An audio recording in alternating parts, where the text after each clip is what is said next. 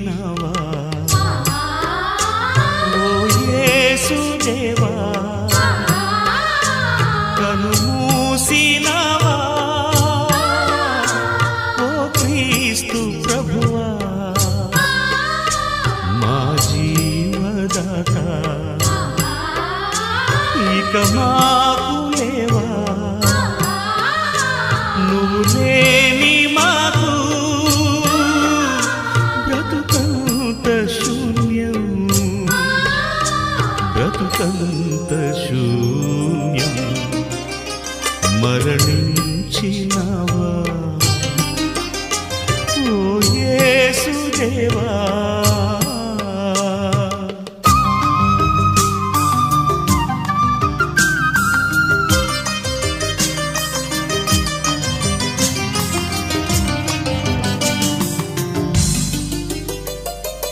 లోకాన్ని ప్రేమించినావు మా శోకాన్ని తొలగించినావు లోకాన్ని ప్రేమించినావు మా శోకాన్ని తొలగించినావు పాపులను మన్నించినావు ఈ పతితులను కరుణించినావు మమ్ము కాపాడి మా దైవం నీవు నీకే మరణం ఉంటుందా మరణించినావా ఓ యేసుదేవా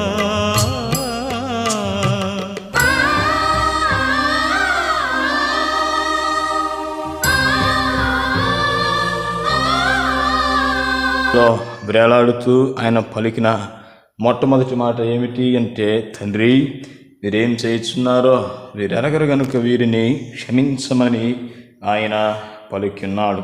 ప్రియమైన దేవుని బిడ్డలారా, ఇలాంటి సిచ్యువేషన్లో మనముంటే మనము క్షమించగలమా? నెవర్. యేసయ్య సిలువలో పలికిన ఆ యొక్క మాట ఏమి తెలియజేస్తుందంటే క్షమాగుణాన్ని తెలియజేస్తుంది. అందరూ చెప్పినట్లు కాదు, కానీ ఈరోజు మీకు కాస్త ఈ యొక్క క్షమాపణ ఎందుకని ప్రభువుని ఈ బిడ్డలను క్షమించమని వేడుకున్నాడో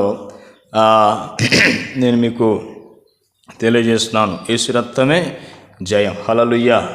యేసు ప్రభులు వారు ఆ శిలువలో వేలాడుతున్నప్పుడు జరిగిన పరిణామం మనం కానీ చూసినట్లయితే దేవుని బిడ్డలారా, అపవాదైన సాతానుడికి పరలోకంలో ఉన్న మిఖాయిలు దూతలకు భయంకరమైన యుద్ధము సంభవిస్తుంది.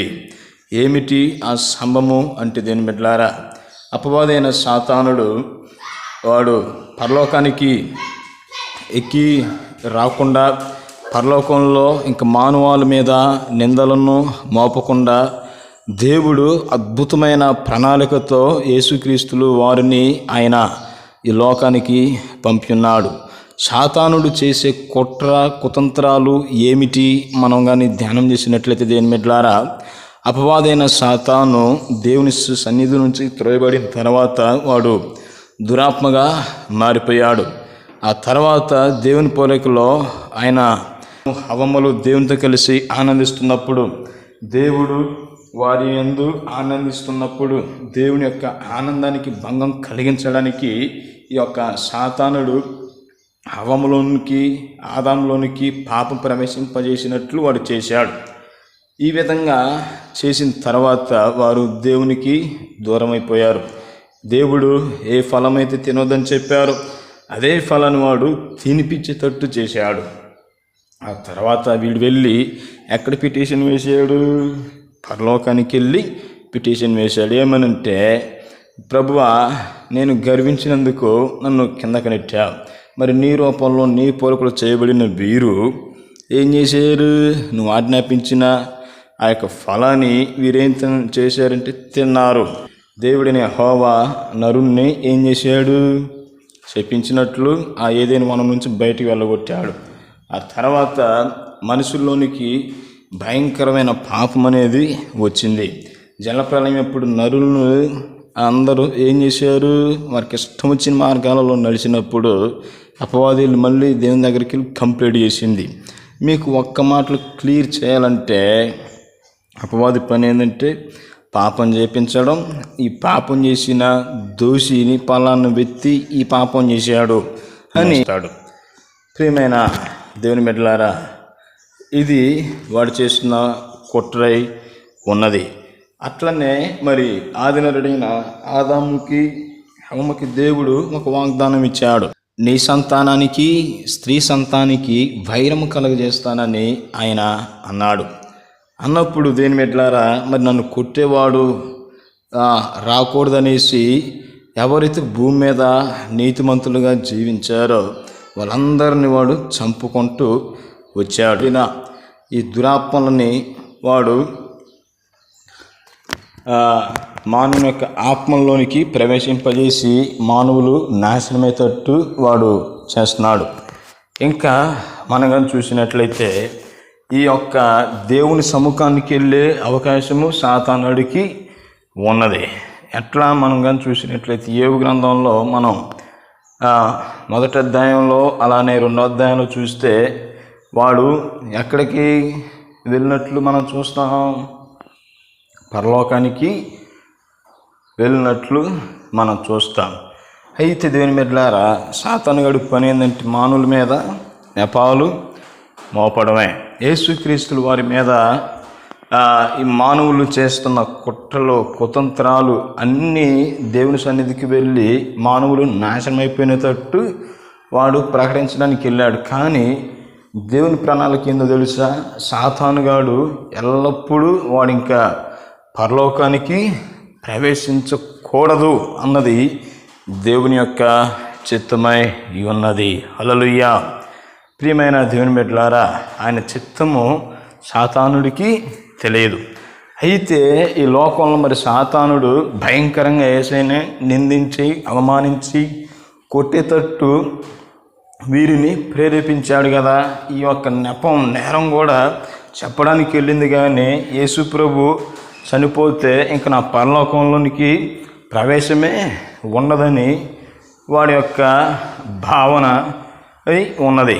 కానీ అది యేసు ప్రభు యొక్క రక్షణ ప్రణాళికలో ఈ యొక్క కార్యం అనేది వాడికి తెలిసేదే లేదు.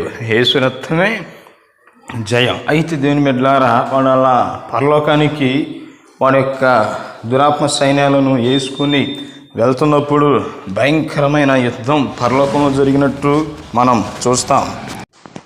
ప్రకటన గ్రంథం 12వ అధ్యాయంలో చూసినట్లయితే వాడి యుద్ధము చేసినట్టు ఉన్నది కానీ ఓడిపోయాడు. వాడు అక్కడి నుంచి ఎక్కడ కింద పడ్డాడో భూమి మీదకి పడ్డాడు. సామాన్యంగా ఆ భూమి మీద పడ్డ తర్వాత ఈ శిలువలో ఇద్దరు దొంగలు వేలాడదీయబడ్డారు. యేసయ్యతో పాటు ఇద్దరు నడుమ ఆయన్ను వేలాడదీశారు. వాళ్ళల్లో ఒక దొంగ పేరు తిస్మాస్, రెండవ దొంగ పేరు మిఖాయేలు. ప్రియమైన దేవుని బిడ్డలారా, ఈ దొంగలు యేసు ప్రభువుని నిర్దోషిగా ఉండి ఇద్దరు దొంగలు బందిపోటు దొంగల నడుమ ఆయన సిలువ వేయబడ్డాడు. ప్రియమైన దేవుని బిడ్డలారా, చూడండి, నీతిమంతుడైన దేవునికి వారు చేసిన ఆ యొక్క పొరపాటు ఏమిటండి? ఇద్దరు దొంగల నడుమ నజరేయుడైన యేసు ప్రభుల వారు సిలువ వేయబడినట్లు మనం చూస్తాం. అయితే ఈ దురాత్మలో వీళ్ళలోనికి జొరబడి యేసయ్యను ఏం చేశాయి? నిందించడం మనం చూస్తాం. ఒకసారి మనం కానీ చూసినట్లయితే దేని బిడ్డలారా, లోక సువార్త 23వ అధ్యాయము మనం 33 నుంచి చూసినట్లయితే వారు అపాలమనబడిన స్థలమునకు వచ్చినప్పుడు అక్కడ కుడివైపున ఒకరిని ఎడమ వైపున ఒకరిని ఆ నేరస్తులను ఆయనతో కూడా సిలువ వేసిరి. యేసు, తండ్రి, మీరేం చేస్తున్నారో వీరెగరు గనుక వీరిని క్షమించమని యేసయ్య చెప్పినట్లు మనం చూస్తాం. అయితే దేవుని బిడ్డలారా, వారు ఆయన వస్త్రములు పంచుకున్నట్టుకే సీట్లు కూడా వేసుకున్నారు. ప్రజలు నిలవబడి చూచుచుండిరి. అధికారులను వీడు ఇతరులను రక్షించాను, వీడు దేవరాలు పరుచుకొనిన క్రీస్తు, ఆయన ఎడల తన్ను తాను రక్షించుకున్నామని అపహాసించినట్లు మనం చూస్తాం. చూడండి, కింద ఈ సహస్రాధిపతులు, అధిపతులు, పోలీసులు వీళ్ళందరూ ఏం చేస్తున్నారు? యేసయ్యను అవమానిస్తున్నారు, నిందిస్తున్నారు. తర్వాత మనం కానీ చూసినట్లయితే దేవుని బిడ్డలారా, ఆ వాళ్ళల్లో ఒక నేరస్తుడు ఈ విధంగా అంటాడు. అంటే సిలువ వేయబడిన వాడి పేరు మిఖాయేలు. వాళ్ళల్లో చూసినట్లయితే దేవుని బిడ్డలారా, నీవు యూదుల రాజువైతే నిన్ను నీవే రక్షించుకోమని ఆయనను అపహాసించిరి. ఇతడు యూదులు రాజు అని పై విలాసము కూడా ఆయనకు పైగా రాయబడెను. ప్రేలాడబడిన ఆ నేరస్తులలో ఒకడు ఆయనను దూషించుచు, నీవు క్రీస్తువు గల, నిన్ను నీవు రక్షించుకోనుము, మమ్మను కూడా రక్షించమని చెప్పినట్టు మనం చూస్తాం. చూడండి ప్రియమైన దేవుని బిడ్డలారా, వీడి పేరు మిఖాయేలు. ఏం పేరండి? మిఖాయేలు. అందరూ రాసుకోండి. వీడేమంటున్నాడు? నువ్వు క్రీస్తువు కదా, నిన్ను నీవే రక్షించుకొని మమ్మల్ని కూడా రక్షించమని చెప్పినట్లు మనం చూస్తాం. అంటే అనేది ఈడే అనేసి మనం అనుకుంటాం, కానీ వీళ్ళు జ్వరబడింది ఎవరు? దెయ్యం. గుర్తుపెట్టుకోండి ప్రియమైన దేవుని బిడ్డలారా. ఆ తర్వాత ఇంకొక అతను మాట్లాడతాడు, ఇంకొక నేరస్తుల్లో అయిన దొంగ. 40 వచనం. అయితే రెండో వాడు వానిని, నీవు గద్దించి నీవు అదే శిక్షా విధిలో ఉన్నావు కనుక దేవునికి భయపడవా? మనకైతే ఇది న్యాయమే, మనము చేసిన వాటికి తగిన ఫలము పొందుతున్నాము, కానీ ఈయన ఏ తప్పిదము చేయలేదని చెప్పి ఆయనను చూచేసు, నీవు నీ రాజ్యంలోనికి వచ్చినప్పుడు నన్ను జ్ఞాపకము చేసుకునిమనెను అనేసి మనం చూస్తాం. ఇది రెండో బోల్లో నేను మీకు చెప్తా. అయితే ప్రియమైన దేవుని బిడ్డలారా, ఎక్కడ మనం కానీ చూసినట్లయితే ఈ మిఖాయేలు దోతలో ఆ దురాత్మలని పరలోకానికి రాకుండా అడ్డుకున్నట్టు మనం చూసి ఉన్నాం. అందుకని ఇంకా వాటికి డైరెక్ట్ నరకమే కానీ పరలోకంలోనికి ప్రవేశం లేదు. మానవులను రక్షించడానికి మనిషి కుమారుడు ఈ లోకానికి వచ్చినట్లు లేఖనాలు ఉన్నాయి. యేసుక్రీస్తుల వారు ఈ లోకంలో మనిషి యొక్క పాపం తీసివేయటానికి వచ్చి ఉన్నాడు, కానీ ఆయన రాజ్యాలను స్థాపించడానికి రాలేదు. ప్రియమైన దేవుని బిడ్డలారా, తండ్రి వీరేం చేయుచున్నారో వీరెరగరు గనుక వీరిని క్షమించమని చెప్పినట్టు ఈ రహస్యము ఇదై ఉన్నది. ప్రియమైన దేవుని బిడ్డలారా, మనం కూడా మన ఎడల ఇతరులు చేసే తప్పిదాలను, కోపాలను మనం ఏం చేయాలి? వారు తప్పు చేసినా సరే, వారు అపరాధం చేసినా సరే, మనల్ని వారు బాధ పెట్టి కించబట్టినా సరే, మనం ఏం చేయాలి? వారిని క్షమించాలి. ఒక వ్యక్తిని మనం క్షమించినప్పుడు వారి మీదకి వచ్చే ఆ శాపాలు మన మీదకి రాకుండా మానుకుంటాయి.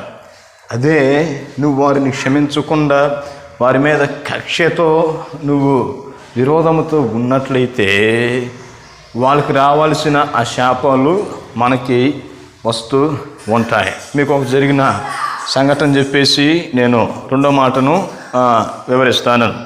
ఒకసారి ఒక ప్రాంతంలో ఒక దైవ సేవకుడు ఉన్నారు. ఈ దైవ సేవకుడు ఎంతో విరివిరిగా పరిచర్య చేస్తున్నాడు, అద్భుతమైన పరిచర్య చేస్తున్నాడు. ఈ అద్భుతమైన పరిచర్య చేస్తున్నప్పుడు ఒకసారి ఒక ఆదివారం ఈయన చర్చికి వచ్చే విశ్వాసులు ఒక ఆమె పూలు అమ్మిద్ది. ఏమమ్మిద్ది? పూలు అమ్మిద్ది. ఈవిడ ఆదివారం పూట ఆ పూలు అమ్ముకొని కూరగాయలు తెచ్చుకొని ఏం చేసింది, ఇంటికి కొన్ని పూలు పెట్టుకోవటానికి వచ్చిందంట. వచ్చి పాస్టర్ గారేమో స్నానానికి వెళ్ళాడు. పాస్టర్ గారండి కూరగాయలు తెచ్చానండి, ఇదిగో బెడ్రూమ్ కాడ పెట్టేసి వెళ్తున్నాననేసి చెప్పి వెళ్ళేసి కూరగాయలు తీసుకుని వెళ్ళింది, కానీ ఏం మర్చిపోయింది? పూల సంచి మర్చిపోయింది. పూల సంచి మర్చిపోగానే జరిగిన పరిస్థితి ఏంటంటే, ఆ రూమ్లో ఆ ఫ్యాను తిరుగుతుంది కదా, ఆ కవర్లో పూలు అక్కడక్కడ పక్క మీద కింద చెదిరిపోయి ఉన్నాయి. చెదిరిపోయిన కారణం చేత అవి ఏదో జరిగినట్టు అన్నట్టు ఉన్నది. అంతలోకే ఆ చర్చి సంఘ పెద్ద భార్య వచ్చి ఇది చూడగానే, వామ్మో పాస్టర్ గారికి ఎడ్డుల్లో పూలు ఉన్నాయి అనేసి ఆవిడ ఏదేదో అనుకొని అందరికీ టామ్ చేసింది. పాస్టర్ గారు పరువు పోయింది. అయితే ఇంక పాస్టర్ గారు ఎంత వాక్యాలు చెప్పినా సరే ఎవరు స్పందించటం లేదు, ఎవరు మాటలు వినటం లేదు. యదా రాజా తదా ప్రజ అన్నట్టు వచ్చి పోతున్నారు, కానీ పాస్టర్ గారి దగ్గరికి రావట్లేదు, పాస్టర్ గారితో ప్రార్థన చెప్పించుకోవట్లేదు. ఒకసారి ఏమైందంటే అట్లా ఒక 2 వారాలు గడిచిన తర్వాత ఇంకొక ముసలామలు వేసి, పాస్టర్ గారు ఇది నీకు సరైనది కాదు, నువ్వు పిల్లని చేసుకో లేదా మంచిగా సేవం చేయగానే ఇది నీకు తాగదనేసింది. ఏమైంది మ్యాటర్ ఏందమ్మా అని కనుక్కుంటే, నువ్వు ఒక ఆమెను పెట్టుకున్నావు అంట, పలామని చెప్పిందనేసి చెప్పింది. అయ్యో నేనెందుకు చేస్తా, ఎవరామ పదాన్ని అడిగితే పలానామా ఎట్ట చెప్పింది కదా సంఘ పెద్ద భార్య. ఆమె దగ్గరికి రాగానే జరిగిన వాస్తవం పోసుకొచ్చినట్టు ఆవిడ వివరించింది. ఈ పాస్టర్ గారు అసలు ఏం జరిగిందన్న దానిని క్లియర్ కట్గా చెప్పేసరికి ఆవిడ తప్పు చేసింది కదా. ఆవిడ వచ్చి పాస్టర్ గారికి ఏం చెప్పింది, క్షమాపణ చెప్పి సారీ అండి అనేసి అన్నది. అయితే సారీ ఈవిడ చెప్పింది, కానీ ఆయన పరువు ఉన్నదా? లేదు, మొత్తం పోయింది. ఆమెని క్షమించడానంత పాపంతో, ఆయన మీద పగ, కక్ష, కార్పుణ్యంతో మనోడు ఉండిపోయాడు. ఉండిపోతే ఇంకా చూడండి, ఇంకా ఆవన్ని ఎట్ట చూస్తున్నాడు మనోడు, ఒక పురుగులాగా చూస్తున్నాడు. ఇంకా ఆవిడ ఇటు వస్తే మనోడు అటు వెళ్తున్నాడు. ప్రార్థన పెట్టమని ప్రార్థన చేయట్లేదు. ఇంకా ఒకసారి ఆయన ప్రార్థన చేస్తున్నప్పుడు దేవుడు ఒక దర్శనం పెట్టాడు. నా మీద నిందేసింది ప్రభు ఆవిడ సంగతి ఏందనేసి ప్రార్థన చేస్తున్నాడు. ఒక 4 దుండగులు ఈ పాస్టర్ గారి మీద ఎవరైతే నిందేశారో ఆవిడ్ని తమురుకుంటూ వస్తున్నారంట కళ్ళు. అయితే అలా వస్తున్నప్పుడు ఆ పాస్టర్ గారు అక్కడే ఉన్నాడు. ఆవును వదిలేసి ఈ 4 ఈయన పట్టుకొని దబా దబా కొడుతున్నారు. ఒక్కసారి ఉలికి వెళ్ళి వేసి కళ్ళు తెరిస్తే ఏంది ప్రభు ఎట్ట వచ్చిందంటే, చూడు ఆవిడ తప్పు చేసిందని నీ దగ్గర ఒప్పుకుంది, కానీ నువ్వు ఆవిడ్ని క్షమించలేదు. కావున ఆవిడ మీదకి రాబోతున్న ఆ శిక్షని నీ మీదకి తీసుకుని వస్తాను, నీలో ఉన్న మత్సరాన్ని తీసివేసాయి అనేసి ప్రభువు చెప్పినట్లు మనం చూస్తాం. ప్రియమైన దేవుని బిడ్డలారా, మనం ఏం చేయాలంటే యేసయ్య ఏం చేశాడు, తండ్రి వీరేం చేయుచున్నారో వీరెరగరు గనుక వీరిని క్షమించమని చెప్పినట్లు మనం గమనించాలి. హల్లెలూయా. అయితే వీళ్ళల్లో ఉండి మాట్లాడించేది ఎవరు? దురాత్మలు. ఈ దురాత్మలు ఎవరిలో పనిచేస్తున్నాయి? అక్కడున్న వారి అధికారులలో, అక్కడున్న అపహాసకులలో, అక్కడున్న రోమా సైనికులతో ఉండి యేసు ప్రభుని నిందిస్తూ ఉంటున్నారు. అయితే యేసయ్య ఆయన ఎట్లా చూస్తున్నాడు? వాళ్ళల్లో ఆ మనసును చూడట్లేదు, కానీ వాళ్ళు పనిచేస్తున్న ఆ దురాత్మలను చూస్తున్నాడు. తండ్రి వీరేం చేస్తున్నారో వీరెరగరు కనుక వీరిని క్షమించమని చెప్పినట్లు మనం తెలుసుకోవలసింది వారమై ఉన్నాం. హల్లెలూయా. క్రీస్తునందు ప్రియమైన దేవుని పిల్లలారా, ఇది మొదటి మాటకు ఇంతవరకు మనం చూసాం. ఈ సమయంలో మరి యేసయ్య సిలువలో పలికిన ఆ యొక్క 2వ మాటను మనం చూసినట్లయితే అదే లోక సువార్త మనం 23వ అధ్యాయము 43వ వచనాన్ని చూసినట్లయితే, యేసు నీవు నాతో కూడా పరదేశులో ఉందువని నిశ్చయముగా నీతో చెప్పుచున్నాను. చూడండి దేని మీదలాడ యేసయ్య ఏమంటున్నారు, నిశ్చయముగా నీవు నాతో కూడా పరదేశులో ఉంటున్నావు. అయితే ఈ పరదేశు అప్పటి వరకు ఎక్కడ ఉన్నది మనం కానీ చూసినట్లయితే భూమి కింద ఉన్నది. ఈ భూమి కింద ఎవరున్నారంటే మృతుల్లోకం అనేది ఉన్నది, సాతానులు బంధించబడిన స్థలము ఉన్నది, వేదన పడుతు స్థలము ఉన్నది, విశ్రాంతి స్థలము కూడా ఉన్నది. ఆదాము మొదలుకొని యేసు ప్రభుల వరకు ఉన్న ఆ యొక్క భయంకరమైన సిచ్యువేషన్లో చనిపోయిన ప్రవక్తలందరూ ఈ యొక్క విశ్రాంతిలో ఉంటున్నారు. దానినే పరదేశు అనేసి మనం తెలుసుకోవలసిందిగా ఉన్నాం. కానీ ఇక్కడ మనగా చూసినట్లయితే దేవుని బిడ్డలారా, ఇందాక మనం చెప్పుకున్నాం, మిఖాయేలైతే యేసయ్యను దూషించాడు. కానీ ఈ దొంగ ఏమని అంటున్నాడు మనం కానీ చూసినట్లయితే ఒక్కసారి మనం చదువుకుందాం. లోక సువార్త 23వ అధ్యాయము మనం 40 వచనం చూస్తున్నట్లయితే, అయితే రెండవ వాడు వానిని గద్దించి, నీవు అదే శిక్షా విధిలో ఉన్నావు కనుక దేవునికి భయపడవా? మనకైతే ఇది న్యాయమే, మనం చేసిన వాటికి తగిన ఫలము పొందుతున్నాము. కానీ ఈయన ఏ తప్పిదమును చేయలేదని చెప్పి ఆయన చూసి, యేసు నీవు నీ రాజ్యంలోనికి వచ్చినప్పుడు నన్ను జ్ఞాపకము చేసుకోనుమనెను. హల్లెలూయా. అందుకు ఆయన వానితో, నేడు నీవు నాతో కూడా పరదేశులో ఉందువని నిత్యముగా నీతో చెప్పుచున్నాను నేను. హల్లెలూయా. అర్థమైందండి? ఈ దొంగలోకి ఏమొచ్చింది? పశ్చాత్తాపం వచ్చినట్లు మనం చూస్తాం. ఆయనలో ఉన్న పాపాలన్నీ ఒప్పేసుకునే స్వభావంలోనికి ఆయన వచ్చినట్లు మనం చూస్తాం. ఈ తిస్మాస్ గురించి మనకి బైబిల్లో చరిత్రలో బైబిల్ చరిత్రలో అయితే ఏం లేదు. కానీ మనం కాస్త యూదుల గ్రంథాలైన ఈ యొక్క నికోదేము సువార్తల్లో ఈ విధంగా ఉన్నది. ది గాస్పుల్ ఆఫ్ నికోదేమస్ అనే సువార్తల్లో ఈయన పేరు ప్రస్తావించబడింది. ఈయన పేరు తిస్మాస్. ఏం పేరండి? తిస్మాస్. ఈ తిస్మాస్ బందిపోటు దొంగ. ఈ బందిపోటు దొంగ చిన్నప్పుడు యేసు ప్రభుని సేవ్ చేస్తాడు.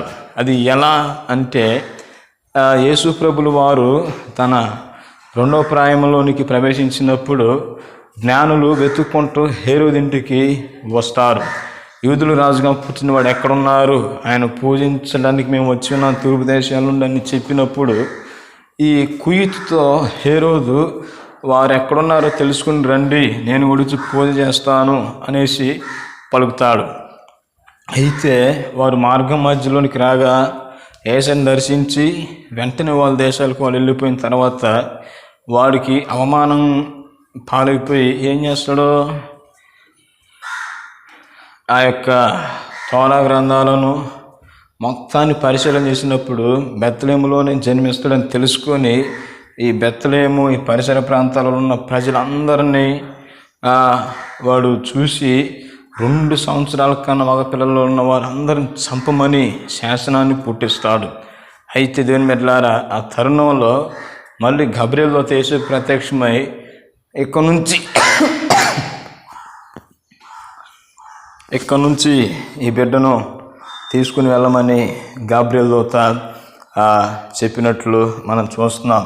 అయితే ఈ బందిపోటు దొంగలు ఈ యొక్క ఊరు నుంచి ఈ ఈజిప్ట్ మార్గంలో వెళ్తున్న ఆ సందర్భంలో వీరు దారిలో చెట్ల మీద ఉండి పోయే వాళ్ళని వచ్చే వాళ్ళ మీద పడి వారిని కొట్టి చంపి వారి దగ్గర ఉన్న బంగారం ఈ చెట్ల మీద నుంచి దూకి వారి దగ్గర ఉన్న బంగారము లేదా తినుబండ ఇలాంటివి వాటిని అన్నిటిని వాళ్ళు ఏం చేస్తారంటే దోచుకునేవారు. దోచుకుని వెళ్తే వారిని భయంకరంగా వారిని ఇబ్బంది చేసి అవసరమైతే చంపేయటం కూడా వారు చేస్తారు. అయితే ఇలాంటి సందర్భంలోనే యేసు ప్రభువు మరియా యేసయ్యను చిన్న బిడ్డను ఎత్తుకొని వీరు వెళ్తున్నప్పుడు వీరు ఈ యొక్క యేసు ప్రభు వాళ్ళ కుటుంబం మీద అటాక్ చేయడానికి వచ్చినప్పుడు యేసు ప్రభు యొక్క కళ్ళలోనికి కళ్ళు పెట్టి ఇతడు చూసినప్పుడు ఇతనికి ఏం కలుగుతుంది? ప్రేమ కలుగుతుంది. యేసేపు ఇతనితో చెప్తాడు, మేము ఎట్లా ప్రాణహానితో మేము బయలుదేరుతున్నాం, దయచేసి మమ్మల్ని కాపాడమని వేడుకున్నప్పుడు అతనిలోనికి యేసుప్రభు చూడగానే కరుణ కాఠిన్యము అంత తొలగి ప్రేమమయుడిగా మారిపోతాడు. హల్లెలూయా. అయితే ప్రియమైన దేవుని బిడ్డలారా, ఆ సందర్భంలో యేసయ్య అతన్ని ఏం చేస్తాడో జ్ఞాపకము చేసుకుంటాడు. చిన్నప్పుడు మరి యేసయ్యను చూసి అతడు ఎంతో మురిసిపోయినట్లు ఈ చరిత్ర గ్రంథాలలో మనం చూస్తాం. అయితే ప్రియమైన దేవుని బిడ్డలారా, ఇప్పుడు చిన్నప్పుడు పసిప్రాయంలోనే మరణకరమైన ఈ పరిస్థితుల్లో దాగున్నప్పుడు యేసు ప్రభుని ఇతడు ఏం చేశాడు? వారి చేతులు పడకుండా కాపాడాడు. అయితే తర్వాత యేసు ప్రభులు వారు నజరేతు నుండి వచ్చిన తర్వాత ఈ యొక్క ఈజిప్ట్ నుంచి వచ్చిన తర్వాత నజరేతులో కాపురం ఉండి ఆయన సువార్త సేవ చేస్తున్నప్పుడు అనేక అద్భుతాలు మహత్కార్యాలు చేసినట్లు మనం చూస్తాం. అయితే వీరికి ఇన్ఫర్మేషన్ ఎలా వస్తుంది? మనం కానీ చూసినట్లయితే యేసు ప్రభు చేస్తే ప్రతి అద్భుతాలు వీరికి వివరించేది ఎవరో? ఇస్కరియోతు యోధ, బరబ్బా, ఈ తెస్మాసు, ఈ మిఖాయేలు, వీళ్ళంతా ప్రాణ స్నేహితులు. వీళ్ళంతా యూదుల యొక్క స్వతంత్రం కోసం పోరాటం చేసే నాయకులుగా మనం చూస్తాం. అయితే దేవుని బిడ్డలారా, మనం జాగ్రత్తగా గమనించినట్లయితే యేసుక్రీస్తులో ఏ పాపము లేదు, ఏ జాలి, అంతా ఆయన కరుణ మయుడిగా మనం అభివర్ణిస్తాం. యేసు ప్రభు ఎప్పుడు కత్తి పట్టలేదు, తన మాట ద్వారానే అంతా ఆయన చేస్తూ ఉండటం మనం చూస్తూ ఉంటున్నాం. అయితే దేవుని బిడ్డలారా, యేసు ప్రభులు వారు ఆయన్ని ఏం చేశాడు? జ్ఞాపకం చేసుకోమని వేడుకుంటే ఈయన కూడా నీవు నాతో పరదేశంలో ఉంటావు అని తెలియజేశాడు. ప్రియమైన దేవుని బిడ్డలారా, ఈ పరదేశు ఎక్కడ ఉన్నదంటే పాతాళంలో ఉన్నది. ఈ యొక్క పాతాళములో ఈ యొక్క భక్తులందరూ ఉండటం మనం చూస్తాం. యేసు ప్రభుల వారు ఈ పాతాళంలో ఉన్న ఈ భక్తుల యొక్క ఆత్మలను చెరగా ఎత్తకెళ్ళినట్లు మనం చూస్తాం. ఎత్తపోతున్నప్పుడు ఈ యొక్క తిస్మాసును కూడా తీసుకుని వెళ్ళినట్లు మనం గమనిస్తాం. అయితే యేసు ప్రభుని ఈ దొంగ ఉన్నాడు కదా, ఇతడు ఏం చేశాడు? దూషించాడు.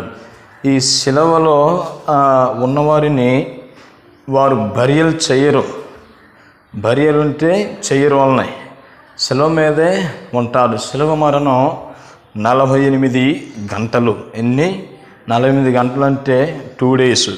మరి వాళ్ళ శరీరము కుళ్ళిపోయినప్పుడు అంతే కుళ్ళిపోయేటట్టు ఉంటుంది, వాళ్ళని చెయ్యరు.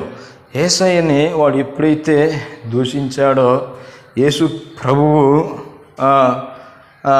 ఏమి అనడు, కానీ వీడు మాత్రం నవ్వుతూ ఉంటాడు. వెంటనే లోయకాకులు వచ్చేసి అక్కడికి వాడిని శిలువ మీద వాలేసి 2 గుడ్లు పొడుచుకొని వెళ్ళిపోయినట్లు మనం చరిత్ర గ్రంథాలలో చూస్తాం. అయితే దొంగ పశ్చాత్తాపం పొంది వెంటనే యేసయ్య చెప్పగానే ఇది జరిగింది. యేసయ్య ఏమంటున్నాడు? నిత్యముగా నువ్వు నాతో పరదేశంలో ఉంటావు. అయితే యేసయ్య మానవులను క్షమించమని మొదటి దాంట్లో వేడుకున్నాడు. మన్నైనది మెన్నువలే మన్నైపోవును, దాన్ని దయచేసిన ఆత్మ దేవుని యొద్దకు వెళ్ళినట్లు మనం ప్రసంగి గ్రంథంలో చూస్తాం. దేవుడైన యెహోవా నరుని నిర్మించి నరుని యొక్క నాసిక రంధ్రాలలో జీవవాయువును ఊదగా నరుడు జీవాత్మ అయినట్లు మనం చూస్తాం. మన యొక్క ఆత్మ యెహోవా పెట్టిన దీపముగా మనం చూస్తాం. ఈ దేహము మన్నే కాబట్టి మన్నైపోదు అని ఆదాము అన్నట్లు ఈ దేహం అంతా మట్టిలో పెడితే మట్టి పోతుంది, కానీ మన ఆత్మ దేవుని వద్దకు వెళ్తుంది. నిత్యముగా నువ్వు నాతో పరదేశంలో ఉందువని యేసుక్రీస్తు యొక్క రెండవ మాటగా తెలియజేస్తున్నాడు. హల్లెలూయా. యేసుక్రీస్తుల వారు సెలవులో పలికిన మూడవ మాటని మనం కానీ ధ్యానం చేసినట్లయితే యోహాను సువార్త 19వ అధ్యాయం 20 యోహాను సువార్త 19వ అధ్యాయం 26వ వచనాన్ని మనగా చూసినట్లయితే, అమ్మా ఇదిగో నీ కుమారుడు అని తన తల్లితో చెప్పినట్లు మనం చూస్తాం. ప్రియమైన దేవుని బిడ్డలారా, ఈ లోకములో యేసయ్య వచ్చాడంటే ఆయన ఒక పరిశుద్ధ గర్భాన్ని ఆయన ఎంచుకున్నాడు. ఈ భూలోకంలో పవిత్రురాలైన మరియ తల్లిని ఆయన నియమించుకొని ఆయన దినాలలో ఆయన జీవించినంత కాలము తల్లిని ఎంతో ప్రేమతో అల్లారుముద్దుగా పెంచుకున్నాడు. మరి యేసయ్య జన్మించిన తర్వాత మరియమ్మకు పిల్లలు ఉన్నట్లు చరిత్రలో ఉన్నాయి. మరి మరియమ్మని ఎందుకని యోహాను గారికి అప్పగించాడు? మనం కొంచెం జాగ్రత్తగా ఆలోచించినట్లయితే దేవుని బిడ్డలారా, యేసు ప్రభుల వారు పేతురింట్లో ప్రసంగం చేస్తాడు. ఈ ప్రసంగం చేసినప్పుడు అక్కడ జరిగిన పరిస్థితి ఏంటంటే, సుమారు 3 దినాలు ప్రసంగం చేస్తారు. నీకు నీ ఇల్లు గుర్తురాట్లేదా, మీ అమ్మ నాన్న గుర్తురాట్లేదు అనేసి యేసేపు మరియా వీళ్ళందరూ వచ్చి అడిగినప్పుడు యేసయ్య అంటాడు, ఎవరు నా తల్లి, ఎవరు నా తండ్రి, ఎవరు నా అన్న? దేవుని చేతను చేయవాడే నా అన్న నా తల్లిదండ్రులు అనేసి అంటే మీరు ఎవరు నాకు తెలియదు అనగానే వెంటనే మరియమ్మ తల్లితో వీళ్ళు ఏం వేస్తారు? గొడవ వేసుకున్నారు.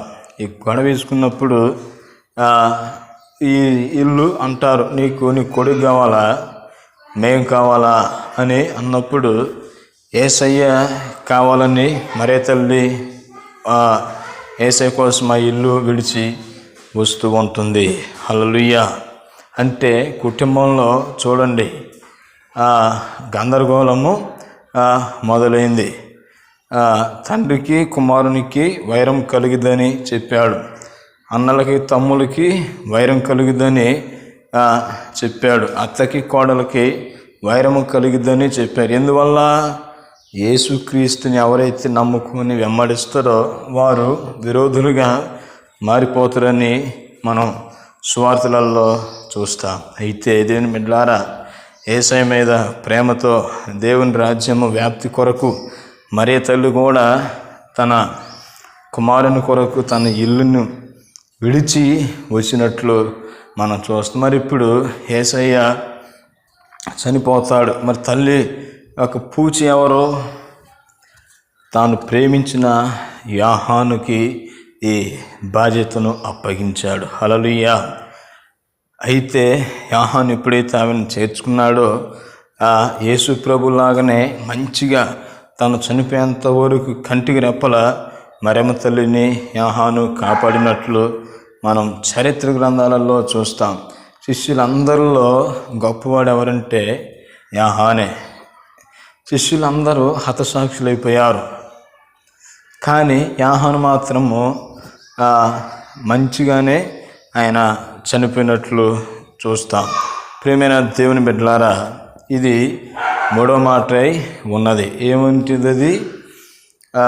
అమ్మా ఇదిగో నీ కుమారుడు, ఇదిగో నీ తల్లి అని తనతో చెప్పినట్లు మనం చూస్తాం.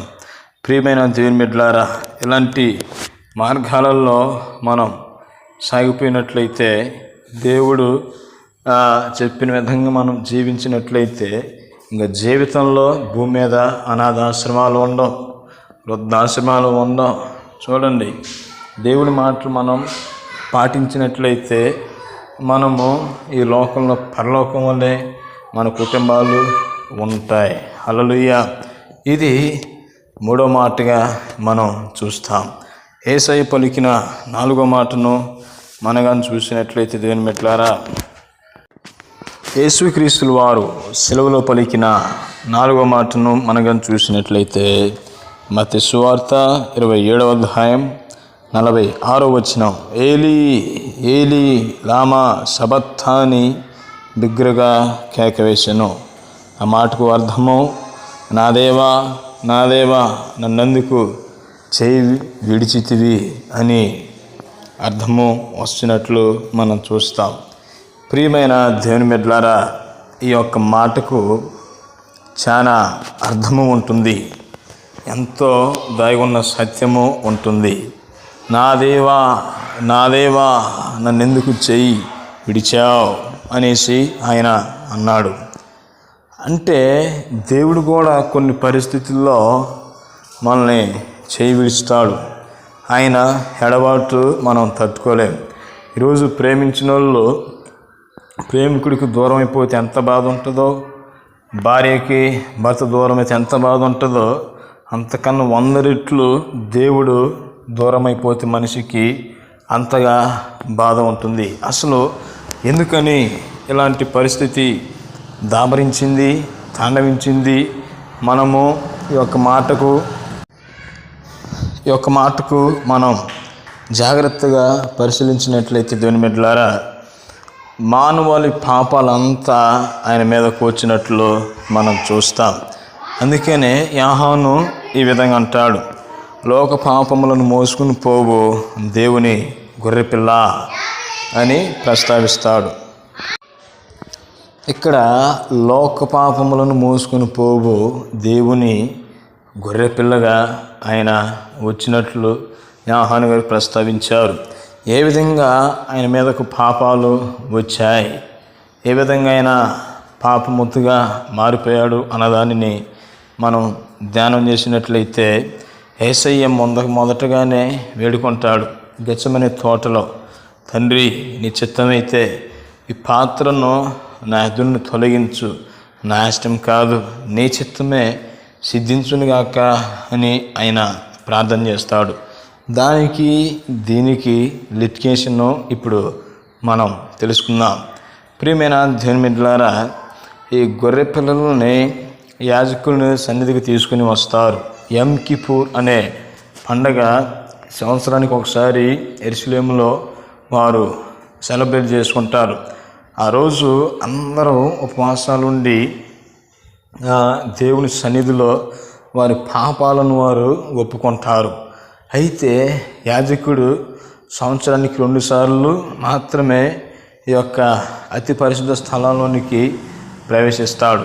ఇక్కడ జరిగే పరిస్థితులు మనం కానీ గమనించినట్లయితే దేవుని బిడ్డలారా, మనం ఇది తెలుసుకుంటే ఎంతో విచిత్రము ఆశ్చర్యము వేస్తుంది. ప్రజల పక్షాన దేవుడి పక్షాన 2 మేకలను తీసుకుని వస్తారు. ఒకటి దేవుని మీద పేరేస్తారు, యావే పేరు మీద.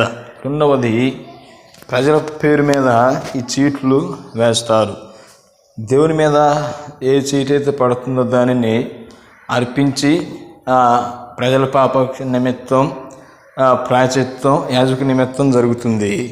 తర్వాత ఏదైతే అజాజేల్ అంటే ప్రజల పక్షంగా ఇది ఈ గొర్రెపిల్ల మీదకు లేదా ఈ యొక్క మేకపిల్ల మీదకు ఈ శాపం అనేది వచ్చినట్లు చేస్తారు.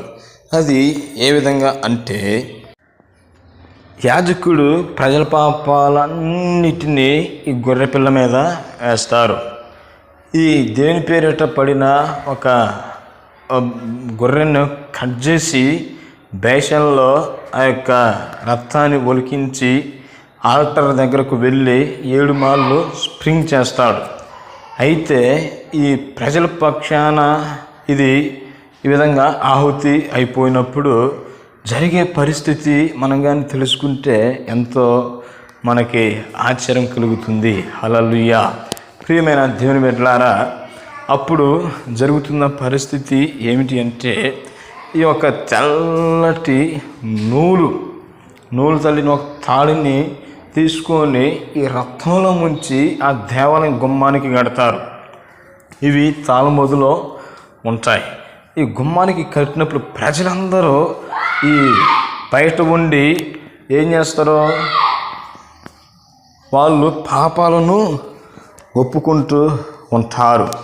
ఎప్పుడైతే ఈ మేక ఉంటుంది కదా, ఈ యొక్క మేకకి ఎర్రని దారం కట్టి తూర్పున వదిలిపెడతారు. తూర్పున వదిలిపెట్టినప్పుడు అది వారికి దూరంగా పారిపోయినప్పుడు లేదా ఒక కొండ మీద తీసుకుని వెళ్ళి దాన్ని చంపేస్తారు. ఎప్పుడైతే ఇది అలా చనిపోయిద్దో లేదా దూరంగా పారిపోతుందో ఆటోమేటిక్గా ఈ ఎర్రని నూలు దారము ఏమైపోయింది, తెల్లగా మారిపోయినట్లు మనం ఈ గ్రంథాలలో చూస్తాం. హల్లెలూయా.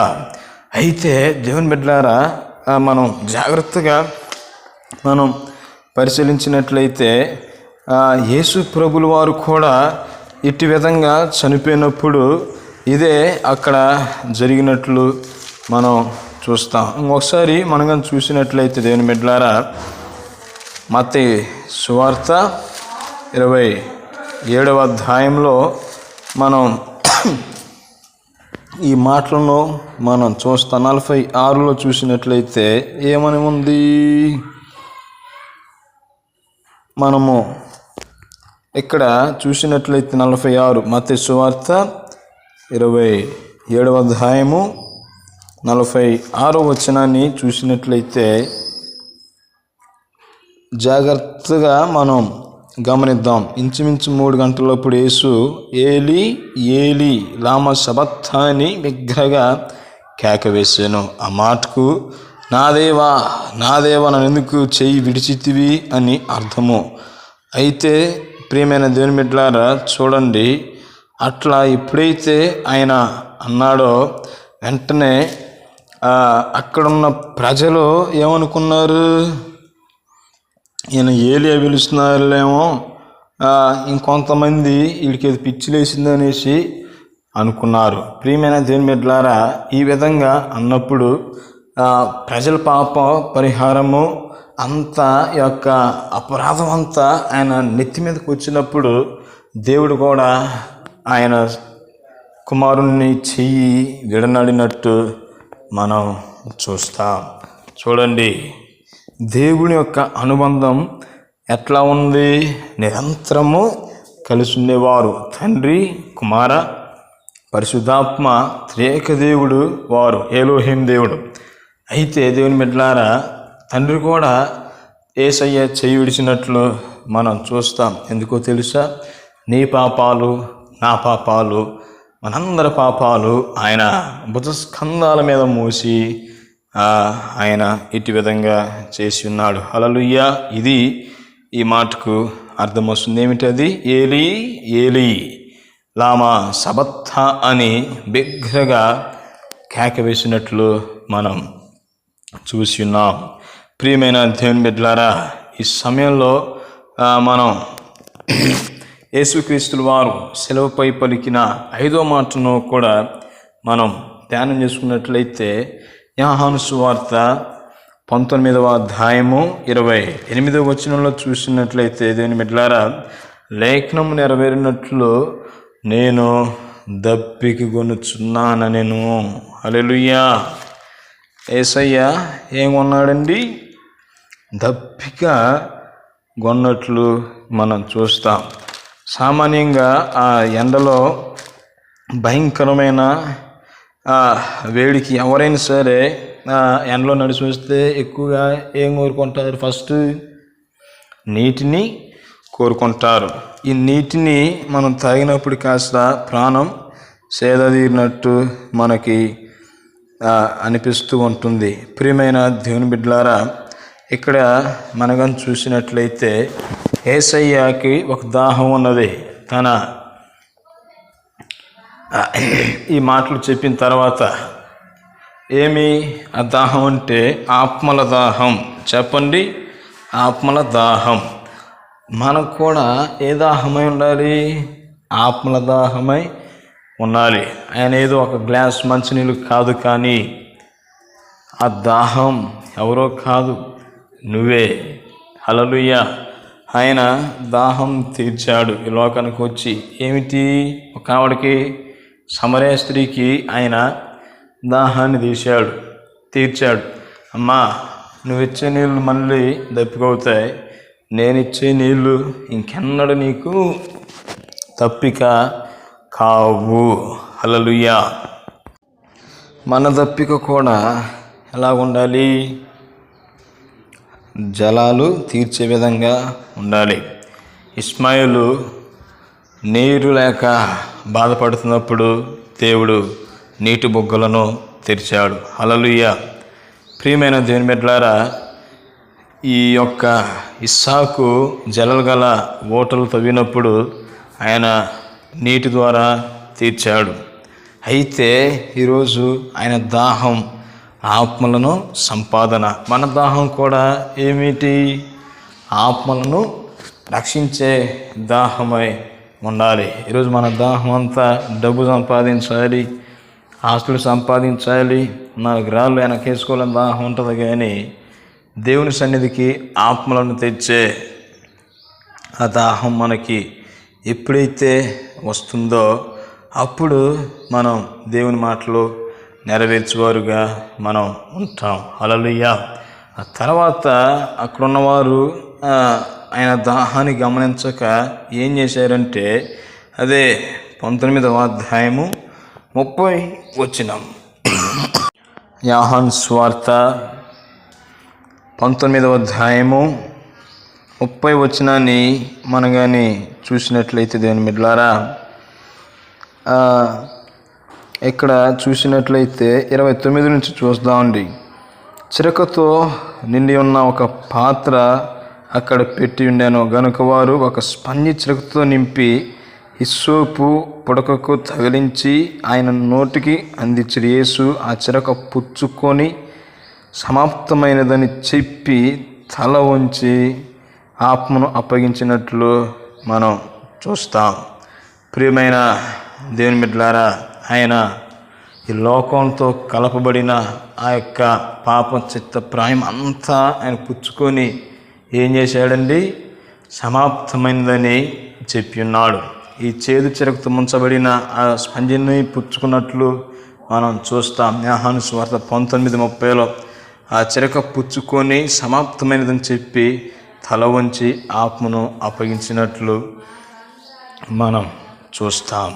ప్రియమైన దేవుని బిడ్డలారా, ఏమిటి ఈ లోకానికి వచ్చి ఆయన సమాప్తం చేసినది మనగా చూసినట్లయితే, లోకంలోనికి మానవుడికి అంటిన పాపం తీసివేయటం సమాప్తమైంది. హల్లెలూయా.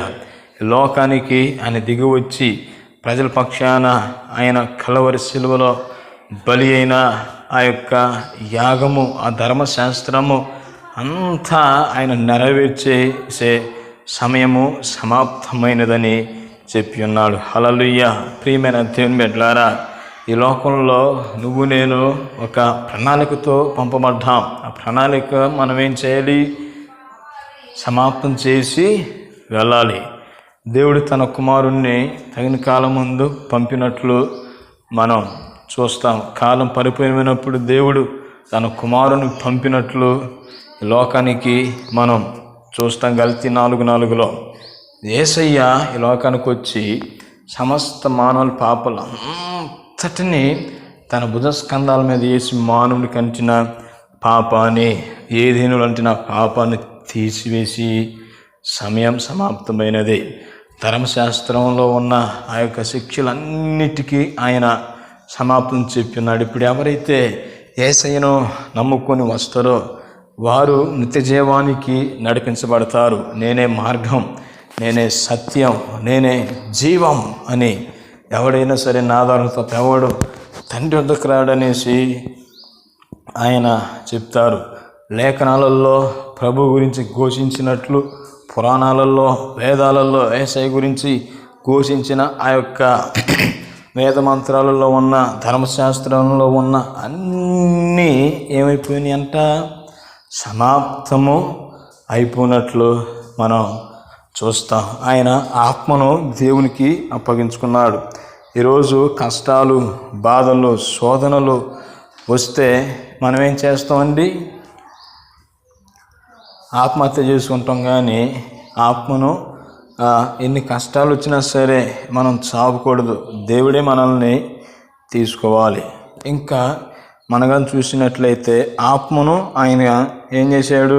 అప్పగించినట్లు మనం చూస్తాం. లోక సువార్త ఆఖరిగా మనం చూసినట్లయితే 7వ మాటని, లోక సువార్త 23వ అధ్యాయము 46 వచనాన్ని మనగా చూసినట్లయితే దేవుని బిడ్డలారా 44 నుంచి చదువుదాం. అప్పుడు రమారమి మధ్యాహ్నం ఆయను, అది మొదలుకొని 3 గంటల వరకు ఆ దేశమంతటి మీద చీకటి కమ్మెను.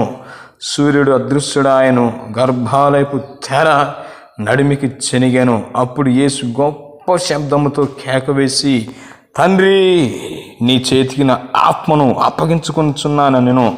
ఆయన ఇలాగూ చెప్పి ప్రాణము విడిచేను. హల్లెలూయా.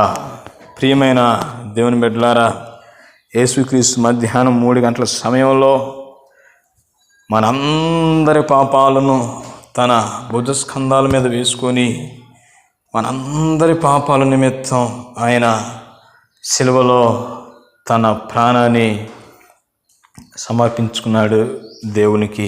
తండ్రి, నా ఆత్మను నీకు అప్పగించుకుంటున్నాననేసి ఇక్కడ ఆయన చివరిసారిగా మాట్లాడిన మాట బతుకున్నప్పుడు, ప్రాణంతో ఉన్నప్పుడు ఆఖరి మాట ఉన్నది. అయితే ఆయన అట్లా చనిపోయి ప్రాణము విడిచినట్లు మనం చూస్తాం. అయితే ఆ సమయంలో 3 గంటలు ఆ దేశం మీద చీకటి గమ్మింది. గలిలయ సముద్రంలో సునామీ వచ్చింది, వడగండ్లు కురిశాయి, భయంకరమైన వరదలు ప్రవహించాయి. అయితే దేవుని బిడ్డలారా, యేసుక్రీస్తుల వారు రక్తసిక్తమై ఉన్నట్లు మనం చూస్తాం.